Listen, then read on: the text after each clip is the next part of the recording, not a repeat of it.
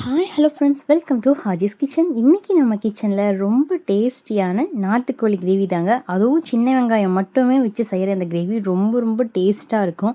இந்த கிரேவி சாதம் மட்டும் இல்லைங்க, இட்லி, தோசை, புரோட்டா, சப்பாத்தி எல்லாத்துக்கூடையும் சைடிஷாக வச்சு சாப்பிட்லாம். ரொம்ப சூப்பராக இருக்கும். இந்த ரெசிபியை எப்படி செய்யுதுன்னு பார்த்துடலாம் வாங்க.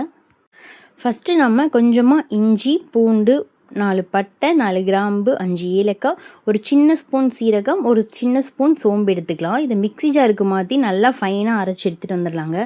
ஒரு 200 கிராம் அளவு சின்ன வெங்காயத்தை இந்த மாதிரி ரவுண்ட் ரவுண்டாக கட் பண்ணி எடுத்து வச்சுக்கலாம்.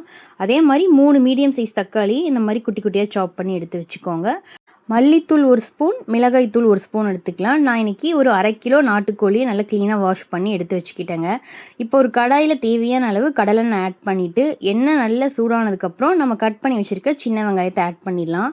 வெங்காயம் நல்லா வதங்கி வரட்டும், அது வரைக்கும் வதக்கி விட்டுக்கலாங்க. இந்த கிரேவிக்கு சின்ன வெங்காயம் தான் யூஸ் பண்ணணும், அப்போ தான் ரொம்ப டேஸ்ட்டாக இருக்கும். ஸோ மறக்காமல் சின்ன வெங்காயம் ஆட் பண்ணிக்கோங்க. வெங்காயம் நல்லா கோல்டன் ப்ரௌன் ஆனதுக்கப்புறம் நம்ம அரைச்சி வச்சுருக்கோம் இல்லையா, இஞ்சி, பூண்டு, பட்டை, கிராம்பு பேஸ்ட்டு, அதை ஆட் பண்ணிக்கலாம். இதை ஆட் பண்ணிவிட்டு நல்லா பச்சை வாசம் போகிற அளவு வதக்கி விட்டுக்கலாங்க. இந்த அளவு நல்ல கலர் சேஞ்ச் ஆனதுக்கப்புறம் நம்ம கட் பண்ணி வச்சுருக்க தக்காளியுமே ஆட் பண்ணிக்கலாம். தக்காளி நல்லா மசிஞ்சு வர அளவு வதக்கி விட்டுக்கலாங்க. தக்காளி குயிக்காக வதங்கிறதுக்காக நம்ம தேவையான அளவு கல்லுப்பு ஆட் பண்ணிக்கலாம். நீங்கள் குயிக்காக செய்யணும், சீக்கிரமாக எல்லாம் வதங்கணும்னு நினச்சிங்கன்னா எப்போயுமே தக்காளி, வெங்காயம் சீக்கிரமாக வதங்கிறதுக்காக நம்ம கல்லுப்பு ஆட் பண்ணால் சீக்கிரமாக வதங்கிடும். இந்த அளவு நல்லா வதங்கி வந்ததுக்கப்புறம் கொஞ்சமாக கொத்தமல்லி இலை, கருவேப்பிலை இதையும் ஆட் பண்ணிவிட்டு ஒரு தடவை நல்லா மிக்ஸ் பண்ணி விட்டுட்டு நம்ம எடுத்து வச்சுருந்தோம் இல்லையா மல்லித்தூள், மிளகாய்த்தூள் அதையும் ஆட் பண்ணிக்கலாங்க. இதையும் ஆட் பண்ணிவிட்டு ஒரு நிமிஷம் நல்லா மிக்ஸ் பண்ணி விட்டுக்கலாம், ஏன்னா இதோட பச்சை வாசமும் போகட்டும். இந்த அளவு வந்ததுக்கப்புறம் நம்ம எடுத்து வச்சுருக்க நாட்டுக்கோழியும் ஆட் பண்ணிவிட்டு நல்லா மிக்ஸ் பண்ணி விட்டுக்கலாம். இந்த மசாலா கூட ஒரு 5 நிமிஷம் நல்லா மிக்ஸ் பண்ணி விட்டுட்டு அதுக்கப்புறம் தண்ணி ஆட் பண்ணிக்கலாம்.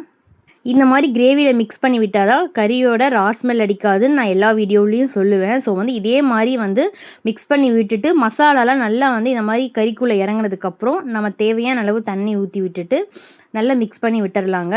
ஒரு 20 to 25 மினிட்ஸ்லேயே நாட்டுக்கோழி நல்லா சூப்பராக குக் ஆயிரும்.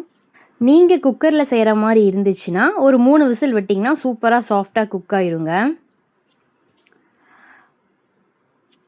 ஒரு 25 மினிட்ஸ்லேயே பாருங்கள், நமக்கு சூப்பரான கிரேவி கன்சிஸ்டன்சி கிடச்சிருச்சு. இன்னுமே நல்லா கெட்டியாக வேணும், திக் கன்சிஸ்டன்சியில் வேணும்னா இன்னும் லோ ஃப்ளேமில் வச்சா நல்லா திக்காயிரும். ரொம்ப நல்லா இருக்குங்க இந்த கிரேவி. அதுவும் சப்பாத்தி, புரோட்டாக்கில் வச்சு சாப்பிட ரொம்ப நல்லாயிருக்கும். கண்டிப்பாக ட்ரை பண்ணி பாருங்கள்.